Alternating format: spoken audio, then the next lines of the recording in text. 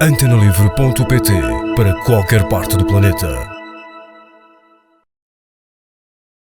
Senhora Vereadora Celeste Simão, vereadora corresponsável pelo Pelouro da Educação na Câmara Municipal de Abrantes, iniciámos há poucos dias o ano letivo, um ano completamente atípico.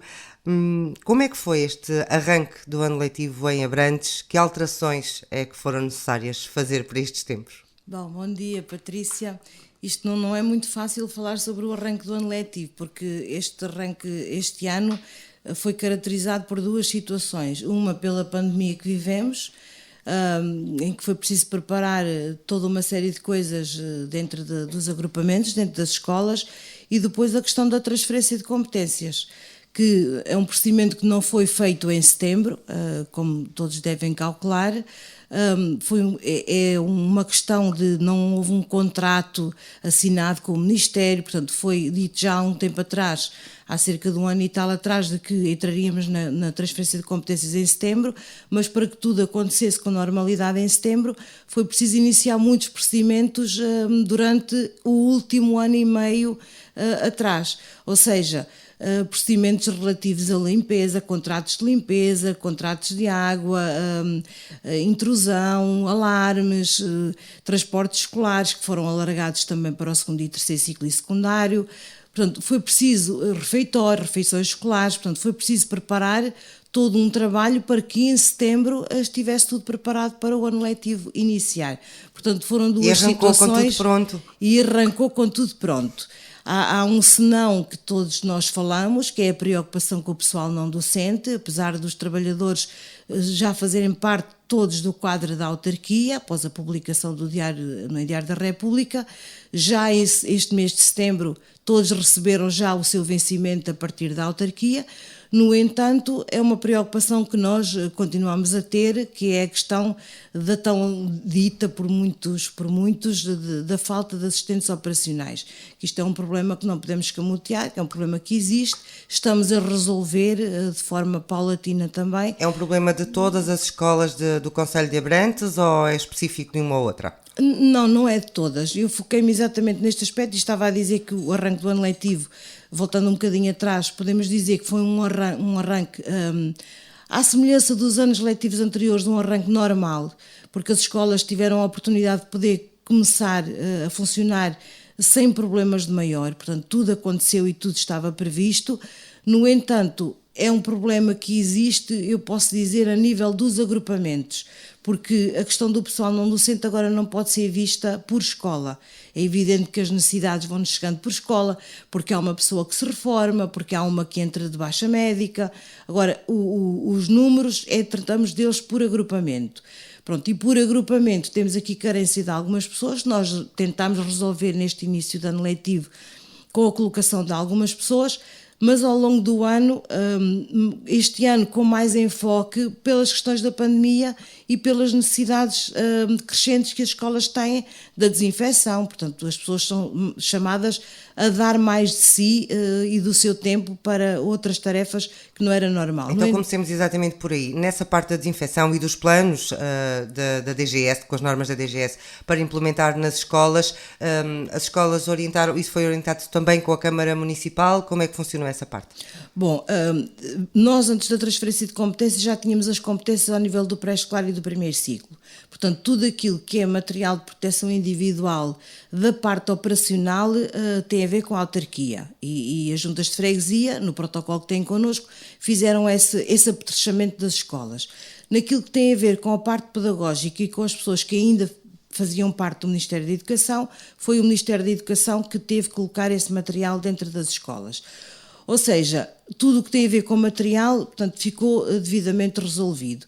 A questão depois dos planos de contingência, cada escola, aliás, cada agrupamento fez o seu plano de contingência, que depois era sujeito à aprovação do Conselho Geral e foram aprovados e o ano letivo arrancou com cada plano de contingência já previamente elaborado, sim, e implementado. Portanto, e é isso que está a acontecer agora ao longo do tempo. Então, e agora, voltando à transferência de competências, já temos a parte dos funcionários, que já são, então, do quadro da Câmara Municipal, a parte dos transportes, das refeições escolares. Então, o que é que falta para que Abrantes tenha essa competência em pleno, digamos assim? É assim, nós podemos dizer neste já momento... Já há pacote financeiro por parte do Ministério? Já nos foram feitas transferências, portanto a transferência será feita por duodécimos, já temos algumas transferências feitas e queremos pensar que o Estado é uma instituição de bem e que vai cumprir com aquilo que está prometido. Portanto, podemos dizer neste momento que nós entramos na transferência de competências, porque tudo o que está a funcionar, tudo o que é preciso para o regular funcionamento de um agrupamento, de uma escola, portanto, já está do lado do município. Neste momento e ao longo do tempo, conforme vamos entrando no ano letivo, há sempre pormenores que vão aparecendo ao longo do tempo. Portanto, e o nosso trabalho agora tem que ser monitorizar o que está a acontecer, tem que ser estarmos atentos e fazer um trabalho de efetiva articulação com os agrupamentos, que eu posso dizer que é uma tarefa que não é fácil, evidentemente, porque quando se fala em transferência de competências na área da educação, as pessoas às vezes pensam que é uma coisa muito simples, mas não é, porque quando começamos a mexer, não basta só pôr em prática aquilo que está plasmado no decreto-lei, porque quando começamos a mexer e a entrar a fundo e ir ao pormenor, vão aparecendo coisas do tipo, para as pessoas perceberem melhor, de quem é a competência dos marcadores para escrever nos quadros, de quem é a competência da folha de papel que é para os alunos, de quem é a competência da folha de papel que é para o funcionamento dos serviços administrativos. Portanto, estes pormenores têm que ser todos muito bem afinados. Nós afinámos inicialmente tudo aquilo que era o grosso, não é, do funcionamento. Conseguimos chegar a várias conclusões também em reuniões com o Sr. Delegado Regional dos estabelecimentos escolares, mas vai aparecendo ao longo do ano, vão aparecendo sempre pormenores que nós, nas reuniões agora que vamos tendo de monitorização do processo, vamos afinando. Portanto, conseguimos afinar já, mesmo antes do início do ano letivo, estes pormenores dos quais eu dei exemplos, mas é natural que vão aparecendo outros. Por exemplo, posso dar um exemplo, em relação aos espaços desportivos, os pavilhões. A gestão dos horários que servem aos alunos é da competência do agrupamento. Portanto, é preciso ver, e eu estou a dar este exemplo para se perceber como é que isto às vezes temos que entrar no pormenor. Certo. Portanto, as escolas definem a utilização dos horários. A partir do momento que já não há utilização por parte da escola e como a gestão... no fundo a transferência também nos traz esta questão dos pavilhões desportivos, vamos ver dos horários que ficam livres, a Câmara pode alugar a outras entidades, associações desportivas, como é o caso, e pode cobrar por isso. Agora, o que é que nós temos que aferir? É se vamos cobrar, se não vamos cobrar, quais são os horários que ficam livres. Portanto, agora é preciso fazer todo este trabalho que estamos a começar a fazer, porque é preciso primeiro que as escolas definam o seu tempo de utilização, porque a prioridade é evidente que são as escolas. Portanto, são coisas deste tipo. No entanto, e isso agora levanta também mais uma questão, que é a questão das limpezas e das desinfecções, que têm que ser feitas a toda a hora. Já falámos aqui que os funcionários não são muitos, ou pelo menos há sempre queixas de que não chegam. Foi reforçado este ano à conta da pandemia? Ou não houve como? Da parte do Ministério da Educação não foi reforçado. Pronto, os funcionários que estão nas escolas agora, neste momento, são os mesmos que eram antes de termos a transferência de competências, que nós no início do ano colocávamos até em parceria com o IFP, colocámos mais pessoas para determinadas tarefas. No entanto, e não podemos considerar essas pessoas como um posto de trabalho efetivo, porque há tarefas, sendo um contrato de emprego e inserção, exato, há tarefas que temos que salvaguardar o que é que as pessoas fazem. Agora, o que nós temos que ver daqui para a frente, e foi isto que eu pedi aos agrupamentos, é que distribuíssem o serviço de acordo com o pessoal que tínhamos no início do ano letivo, porque agora, de acordo com os rácios, agora temos que ir apurando o que é que será necessário além do rácio.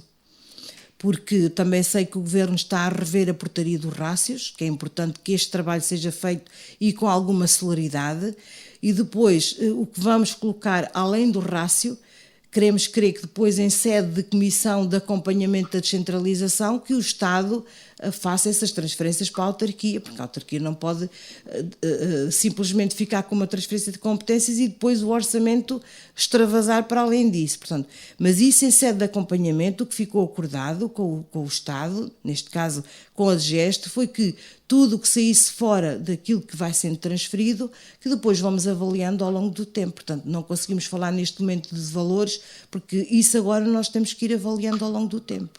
Mas falando de números e aqueles que já foram anunciados pelo Presidente da Câmara de Abrantes, já no apoio direto à família, e aqui estamos a falar de refeições escolares, do transporte, das atividades de animação no pré-escolar, as atividades de enriquecimento curricular, só aqui estão 1,6 milhões de euros. E isto é só parte do pacote alocado à educação. Sim, das verbas que nós temos mais ou menos previsto, até porque estamos em requalificação do Colégio Nossa Senhora de Fátima, temos também em mãos a questão das obras de requalificação na Escola Otávio Duarte Ferreira.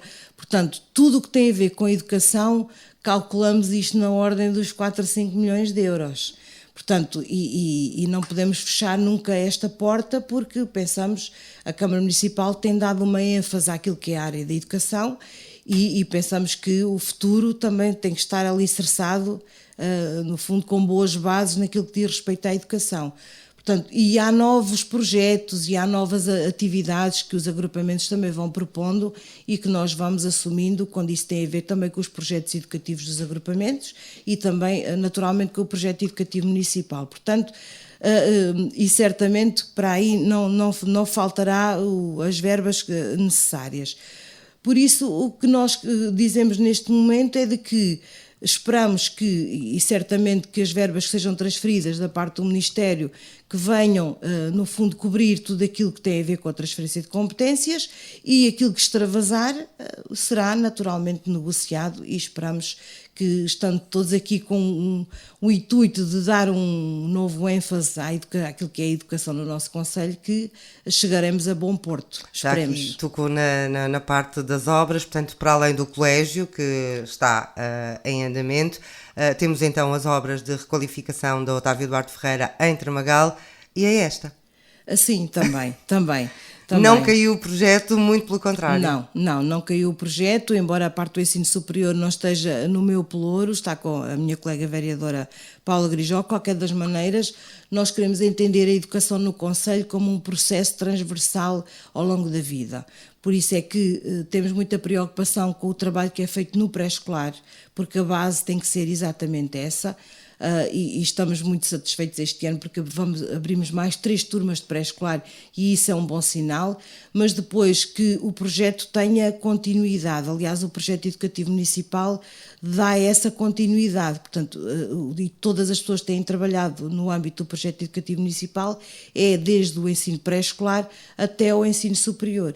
Porque pensamos, e depois com a ligação ao mundo do trabalho, às empresas. Por isso o trabalho que também estamos a fazer na Escola Otávio Duarte Ferreira nesse sentido. Portanto, temos que pensar a educação ao longo da vida, não esquecendo depois também as pessoas que estão fora do sistema educativo e que também é preciso tocar nelas como a aprendizagem ao longo da vida.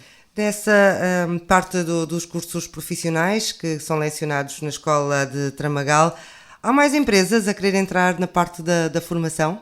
Há mais 2 empresas, aliás o Sr. Presidente da Junta tem recebido contactos até de fora do concelho, de empresas até da zona do Médio Tejo, mas de outros concelhos, a perguntar se não podem trazer os seus alunos. É evidente que podem, qualquer aluno pode frequentar a Escola Otávio Duarte Ferreira. Agora, nós estávamos para já, e penso que as coisas têm que ser feitas de baixo para cima, portanto, dar prioridade às empresas de Tramagal, porque é importante que aquele tecido ali empresarial tenha alunos e porque há necessidades de contratação em várias áreas, nomeadamente na área da soldadura e da mecânica, portanto trabalhar com as empresas de Tramagal e a ideia é um dia vamos ver o que surgirá, um alargamento. E há alunos nesses cursos? Há alunos suficientes para esta oferta toda de emprego, digamos assim? Não é fácil, mas nós fizemos um trabalho, primeiro de perguntar às empresas que áreas é que eles tinham necessidade. também para depois cruzar com aquilo que está no catálogo da Agência Nacional para a Qualificação, que é importante quando se propõe um curso que ele tenha uma prioridade elevada sob o risco de não poder ser aprovado. Portanto, e este trabalho de tentar perceber quais são os cursos que mais relevância têm, a ANCAP tem feito isso. Portanto, nós perguntámos às empresas e abriu-se a oferta formativa num trabalho que foi feito não só pela Câmara, e isto temos que dizer, pela Câmara, com o agrupamento, neste caso Dr. Manuel Fernandes, com o agrupamento número 2, e com a Junta de Freguesia, por uma questão de proximidade com as empresas. Portanto, percebeu-se o que necessidades é que existiam, abriu-se cursos, num primeiro ano não foi muito fácil, porque isto são cursos interessantes, os miúdos vão aprender em contexto de trabalho e não é fazer um estágio, como normalmente isso acontece.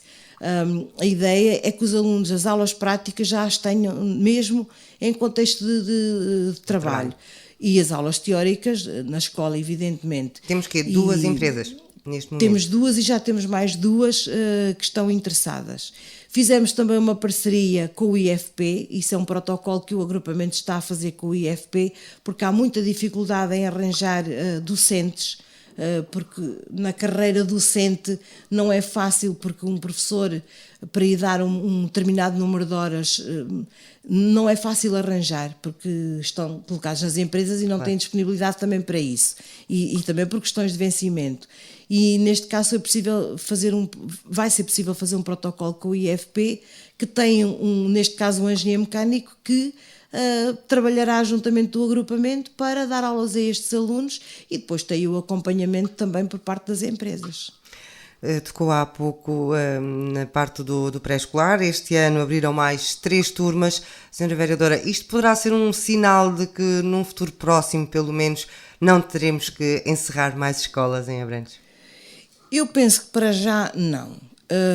Está estabilizada a parte da população? Não está, não é? Nunca podemos dizer que está, porque não sabemos o que os novos censos podem vir dizer. Mas eu, por norma, tento ser otimista e quando se vê uma luz, porque nós sabemos que o número de alunos, se aumentar no primeiro ciclo, nós sabemos que pode ser duradouro, é até os alunos saírem do secundário. Agora, quando aumenta no pré-escolar, é sinal de que estes alunos vão alimentar os outros níveis de ensino que vêm a seguir. E havendo no pré-escolar, isto é um sinal, pode ser um sinal, e eu, por ser otimista, quero encarar que seja um bom sinal. Agora, temos que esperar pelos novos censos. A carta educativa que nós temos, que neste momento está na DGEST para emissão de parecer, diz-nos que temos que ir olhando o número de alunos e que temos que monitorizar anualmente. Nós já fazíamos isso, fazíamos monitorizações anuais para perceber o que é que nos ia acontecer no Conselho. E neste caso a Carta Educativa aponta mesmo para isso, não fala em encerramento de mais nenhuma escola, no entanto temos que deixar a porta aberta para ver esta evolução e vamos ter que a medir anualmente para percebermos o que é que vai acontecer. Também não podemos negar que temos escolas que têm um número de alunos que gostaríamos que fosse maior. O caso de Rio de Moinhos, o caso de Alvega, o caso de Moriscas. Portanto, é para estas escolas que nós temos que ir olhando com muita atenção para perceber.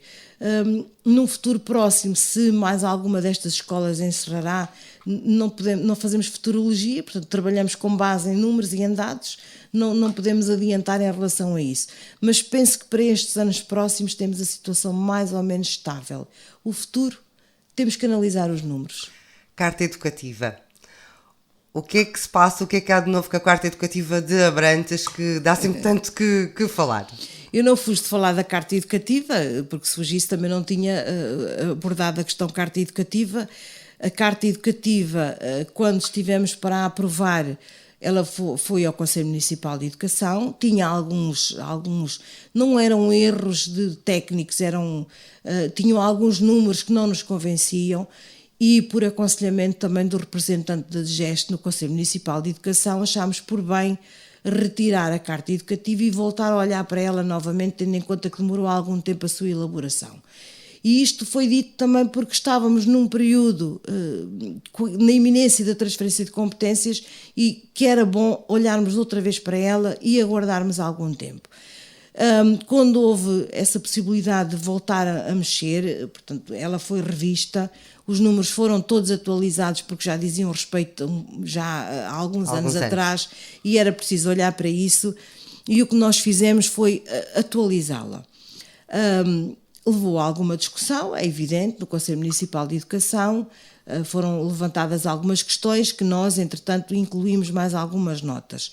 E neste momento, e logo antes do início, coincidiu com o início da pandemia que nos assola, nós demos um parecer favorável e foi enviada para a Direção-Geral dos Estabelecimentos Escolares. E aí está a aguardar que nos emitam o parecer, que esperemos que seja favorável. Pode estar para breve, então, termos esse documento efetivo. Tudo depende agora do trabalho que a DGEST fizer em relação à Carta Educativa.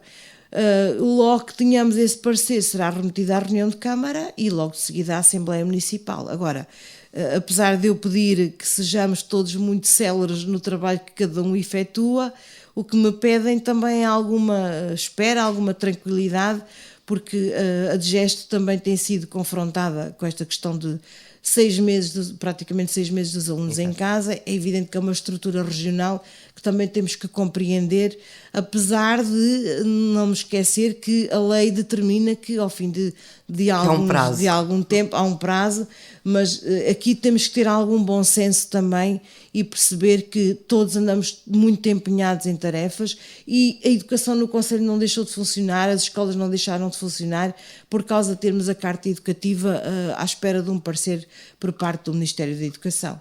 Tudo tem acontecido da mesma maneira, estamos atentos e aguardamos. Vai ser dada continuidade em Abrantes aos prémios de mérito e também ao enriquecimento de competências. Estamos a falar de quê, concretamente? Os prémios de mérito, já temos instituído esta entrega de prémio já há alguns anos. Há sempre aquela questão que mesmo no Conselho Municipal de Educação, muitas vezes nos dizem que, este prémio de mérito devia ter uma função mais além, mais abrangente, porque no fundo nós estamos a atribuir este prémio aos alunos que na área da humanísticas e na área profissional têm a nota mais alta. Exato. Pronto, dito de forma simples, é isto, a nota mais alta. Também sabemos que os agrupamentos também têm os seus prémios de mérito, que atribuem não só às notas, mas a questões de solidariedade, trabalho na área da cidadania, etc, etc. Portanto, esta parte não fica de fora de todo.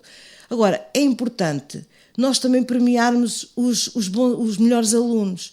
E isto numa perspectiva não de deixar os outros para trás, porque o trabalho que é feito nos agrupamentos não deixa os alunos para trás, mas numa perspectiva de valorizar o trabalho e o empenhamento dos alunos, também para que outros possam ver que é importante trabalhar, é importante estudar, é importante o seu empenho. Portanto, é isso que nós queremos continuar a valorizar, até mesmo porque temos lá, também são premiados os alunos do ensino profissional, que muitas vezes se acha que é um ensino de segunda oportunidade, é de segunda oportunidade, mas é de oportunidade para o estudo ou para o trabalho. E cada vez fazem mais falta no mercado de trabalho. Exatamente, e se queremos dar um destaque ao ensino profissional também pode ser por aqui. Até porque também tem mais vagas no mercado de trabalho. Claro, claro. E nós estamos a ver que os politécnicos, que é importante preparar alunos também para os politécnicos, e estes alunos do ensino profissional, temos que pensar de uma vez por todas que são alunos que não estão a ter ali uma escolha de segundo valor. É uma oportunidade que eles também podem tanto ir para o mercado de trabalho como ir para prosseguimento de estudos. Claro. E temos tido muitos casos desses. Portanto, os prémios de mérito continuam a fazer sentido e vamos continuar. Depois temos aqui um investimento de 100 mil euros em enriquecimento de competências e temos aqui vários projetos. Falo, por exemplo, do T-Code, competências digitais, que está no ensino básico, sim, não é? Está tudo no ensino básico. E há outros projetos, os amigos do Ziki. Estamos a falar de quê? O que é que as crianças fazem com isto? Estes projetos, e convém dizer que estes projetos são projetos que saem todos também do projeto educativo municipal. Portanto, não são projetos que os agrupamentos ou que a Câmara resolveu fazer por serem muito interessantes, mas tudo tem a ver com uma estratégia, no fundo, um chapéu que abarca tudo isto. O projeto das competências digitais, todos nós sabemos que o mundo hoje, se não se prepara e se não preparamos estes alunos para preparar para hoje e para o futuro. Na área das competências digitais não sobreviverão sem viver neste mundo. E tudo isto começou com um projeto piloto que nos foi proposto por parte da Tagus Valley e, no fundo, as crianças aprendem a programação. Mas programar, isto era interessante que as pessoas até fossem ver na escola os miúdos a fazerem este trabalho, porque às vezes pensamos que é só, é programar, é só trabalho de computador. É trabalho de computador, mas está-lhes a dar ferramentas para as outras áreas de ensino. Eu assisti a algumas aulas e fiquei deliciada a ver os miúdos a aprender programação, mas a abordar matérias, e não é mentira o que eu estou a dizer, aliás, nada do que eu estou a dizer é mentira, mas estavam a trabalhar bases para matérias do 12º ano de escolaridade. E isto eram crianças do primeiro ciclo. Mas a aprender de forma simples. Quando eles chegarem a aprender aquelas matérias de uma forma mais abstrata, eles sabem no concreto do que é que se está a falar. A base está lá. A base. E isto, eu acho que isto é delicioso e é muito interessante para as crianças. O programa dos Amigos do Ziki também começou com um projeto piloto, que um agrupamento me chamou para eu assistir a uma aula no pré-escolar com crianças de 5 anos. É um projeto que trabalha com as crianças as competências emocionais, relacionais. É um projeto muito interessante porque assistimos a crianças de 5 anos a falar de coisas da vida, da nossa vida, que nós muitas vezes temos dificuldade, algumas delas, em lidar com elas. E isto, as crianças depois chegam a casa e depois o feedback da parte dos pais é que as crianças depois chegam a casa a falar de coisas que às vezes até achamos que são tabu, como por exemplo os funerais. A morte é uma coisa que nós temos que aprender a lidar com ela. Isto é só um pequenino exemplo, porque isto... E normalmente os pais têm tendência a proteger as crianças dessas partes, não é? A não ir, a não ver, a não saber. E se elas trabalharem as competências emocionais, as crianças ficam a saber lidar muito melhor com este tipo de coisas. Mas eu dei o exemplo este exemplo, como poderia dar outros, mas tem criado nas crianças bases, até na área da cidadania, que todos nós tanto precisamos. E isto não se vai adquirir aos 14, 15 anos, tem que começar exatamente pelo pré-escolar. Vamos agora, estamos quase a terminar, vamos entrar aqui nesta ponta final e não podemos fugir da pandemia e de toda esta situação. De que modo é que se prepara uma escola para a existência de um surto? Não é muito fácil. Há planos de contingência, presumo, sim, portanto. Sim, há planos de contingência e eu do que acompanhei é que os agrupamentos fizeram planos de contingência muito cuidadosos, prepararam as escolas com muita cautela, as escolas estão todas com circuitos marcados no chão para as crianças seguirem. É uma escola que não é uma escola igual àquilo que tem sido até agora. As crianças não podem circular livremente pela escola, têm que seguir aqueles trajetos. É evidente que os agrupamentos vão ter que ter aqui algumas cautelas para as crianças também não ficarem marcadas negativamente por esta fase, e as questões da saúde mental também nos preocupa, mas para fazer face a isto não há outra forma. Está tudo preparado, os alunos têm circuitos, as turmas têm os seus espaços, houve muito cuidado com a preparação dos refeitórios, inclusivamente nós abrimos a possibilidade, porque também nos foi pedido por um dos agrupamentos, para haver a possibilidade de servir refeições em regime de take-away, para as crianças depois poderem levar e transportar e almoçarem noutros espaços da escola, mas os refeitórios estão muito bem preparados. Daquilo que eu tenho visto, não há grande alarido, e as crianças e os jovens, por incrível que pareça, dentro da escola, estão a ter todos os seus cuidados, com a supervisão que é necessária. A nossa preocupação é dos portões para fora, é assistir a grupos de jovens que depois cá fora possam não ter os seus cuidados. A nossa preocupação também se centra muito, e quando eu digo nossa Câmara Municipal e agrupamentos, também se centra muito naquilo que as crianças possam fazer até com os seus pais durante os fins de semana, porque depois na segunda-feira vão voltar à escola e esperemos que voltem à escola nas melhores condições, evidente, porque põe em risco depois todos os seus colegas. Para além da Câmara e do agrupamento, acredito que isto também seja aqui uma parceria com as autoridades policiais. Sim, também há. Sim. No âmbito do Conselho Municipal de Segurança deixou-se este alerta também às forças de segurança. No âmbito do Conselho Municipal de Educação, que nunca deixámos de reunir, também tem sido falado este assunto. Nos Conselhos Gerais dos agrupamentos. Portanto, é evidente que nós temos feito chegar a nossa mensagem, temos tentado fazer chegar a nossa mensagem em todos estes locais. Agora, o que esperamos é que cada um, na verdade, faça a sua parte, porque os agrupamentos, eu penso que estão a fazer muito bem a sua parte.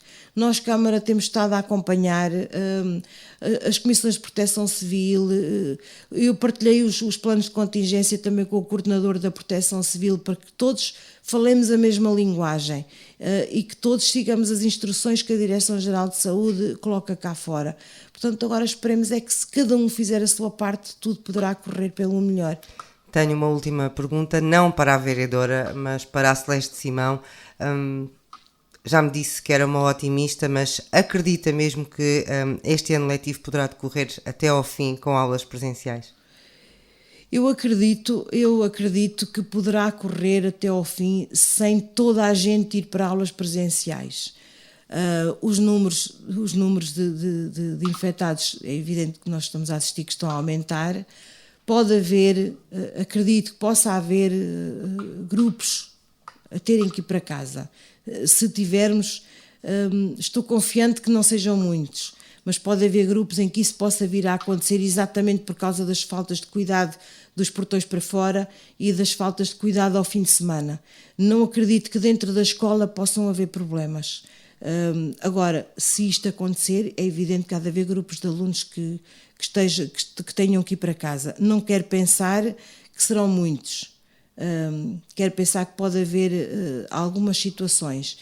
Agora, como sou otimista, como já disse, eu gostava de acreditar muito que o ano letivo decorresse do princípio até ao fim, sem problemas nenhuns destes. Mas se isso tiver que acontecer, nós cá estamos preparados para fornecer novamente os computadores aos alunos, para dar todo o apoio, se forem famílias inteiras, em continuar a levar os alimentos à casa das pessoas que necessitarem, dos miúdos que tenham escalão A. Portanto, todos estes programas, está tudo a funcionar, está tudo ativo, para que, se isso acontecer, tivermos que reagir. E é isso que vamos fazer muita força, conversar muito uns com os outros, para que, quando isso acontecer, as situações sejam todas logo de imediato postas em prática. Sra. Vereadora, muito obrigada e um bom ano letivo. Obrigada eu pela oportunidade e um bom ano também para vocês.